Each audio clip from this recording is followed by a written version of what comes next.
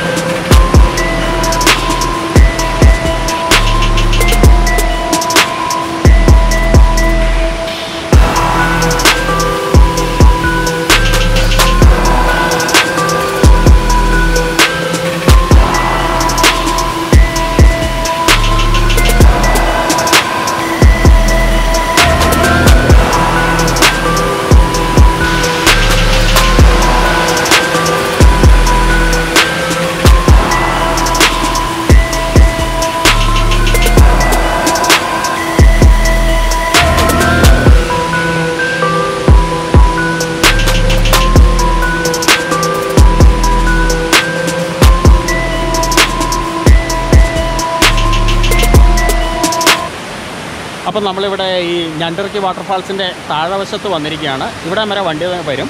കുറച്ച് ആ പുറവശത്തേക്ക് നിൽക്കുന്നത് അതാണ് വാട്ടർഫാൾസ്. ഇവിടെ വരെ വണ്ടി വരുന്നതാണ്. ഇവിടെ അകലെ നോക്കുമ്പോൾ നല്ലൊരു വ്യൂ തന്നെയാണ് കാണുന്നത്. നല്ല രസമുണ്ട്. ഇപ്പോൾ അവിടെ വരെ നമുക്ക് കയറി പോകാമെന്നാണ്. ഈ കാണുന്ന വഴിയിൽ കൂടെ ഇവിടെ ഒരു വഴി പോലെയൊക്കെ ഉണ്ട്.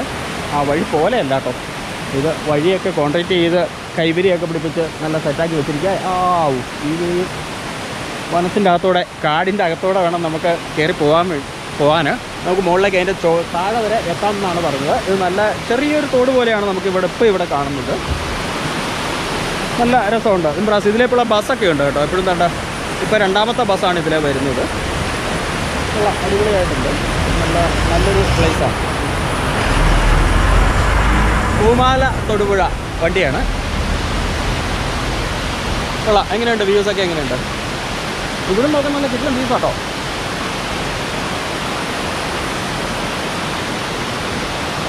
നമുക്കിനി അതിൻ്റെ താഴവശത്ത് വരെ പോവാം. എന്തായാലും നമുക്ക് വളരെ ഭംഗിയുണ്ട് കേട്ടോ. വെള്ളമുണ്ട്. എന്തായാലും നല്ല കിടിലനായിട്ട് നമുക്ക് ഫീൽ ചെയ്യുന്നുണ്ട്. ഇവിടെ നമുക്ക് എറിച്ചിലൊന്നും അടിക്കുന്നില്ല. നമുക്ക് താഴെ ചെന്ന് കഴിയുമ്പോൾ അതിൻ്റെ താഴവശം വരെ നമുക്ക് പോകാമെന്നാണ് പറഞ്ഞത്. താഴെ ചെന്ന് കഴിയുമ്പോൾ നല്ല അടിപൊളിയായിരിക്കും. നമുക്ക് എന്തായാലും അവിടെ വരെ ഒന്ന് പോയി നോക്കാം. ഓക്കെ. മുകളിലത്തെ ആ വ്യൂസിൻ്റെ അതിൻ്റെ ചുവട് വരെ പോകാം എന്നുള്ള അതേ ആ വന്നാക്കുന്ന ആൾക്കാർ കുറച്ച് വേറെ ആരും ഉണ്ടായിരുന്നില്ല. ഇവർ മാത്രമാണ്. ഇവർ തൊടുപുഴയിൽ നിന്ന് വന്നവരാണ്. അപ്പോൾ അവരതിൻ്റെ താഴെ വരെ പോയിട്ടുണ്ട്. കുറച്ച് തെന്നലൊക്കെ ഉണ്ട്. ഇച്ചിരി ശ്രദ്ധിക്കണം. കയറി പോകുമ്പോൾ കുഴപ്പമില്ല. തിരിച്ചിറങ്ങുമ്പോൾ ഇത്തിരി ശ്രദ്ധിച്ച് വേണം ഇറങ്ങാൻ. തെന്നലുണ്ട്. നമുക്കൊന്ന് നോക്കാം കയറാൻ പറ്റുമോ ഇല്ലയോ എന്നുള്ളത്. എന്തായാലും നമുക്കിത് ഈ വഴി കൂടിയാണ് നമ്മൾ കയറി പോകേണ്ടത്. ഇത് അങ്ങോട്ടേക്കാണ് നമ്മൾ പോകേണ്ടത്. അതിൻ്റെ താഴെ വരെ അതിനടുത്ത് വന്നു കഴിഞ്ഞാൽ അതിൻ്റെ ഭംഗി കിട്ടുകയുള്ളൂ. നല്ലൊരു അരുവിയാണ്.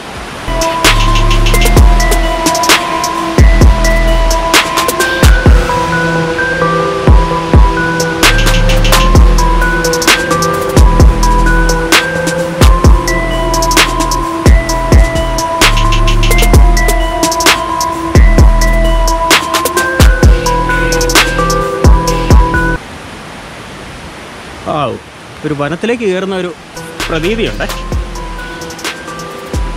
വഴിയൊക്കെ നല്ല കോൺക്രീറ്റ് ഇട്ടിട്ടുണ്ട്, കൈവരിയൊക്കെ കൊടുത്തിട്ടുണ്ട്. ഇവിടെ ഗ്രിപ്പുള്ള രീതിയിലാണ് നമ്മുടെ കോൺക്രീറ്റ് ചെയ്തിരിക്കുന്നത്. അതുകൊണ്ട് നമുക്ക് ഇവിടെ ഒന്നും തെന്നുന്ന പ്രശ്നമൊന്നും വരുന്നില്ല.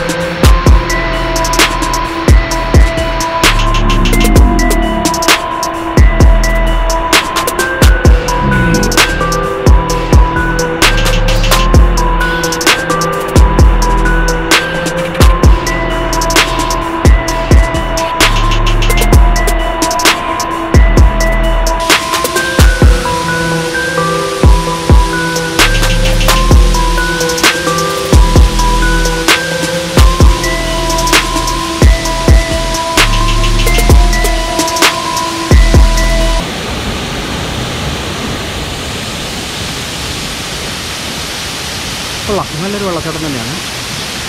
പക്ഷെ ഇവിടെ എന്ന് പറഞ്ഞു കഴിഞ്ഞാൽ ഇതിനൊരു പ്രത്യേകത എന്ന് പറയുന്നത് നമുക്ക് നടക്കാൻ അധികമില്ല.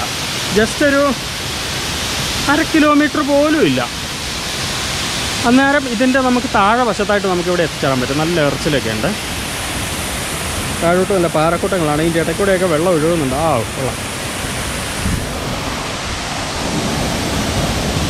നല്ല വ്യൂസ് തന്നെയാണ് കിട്ടുന്നത്.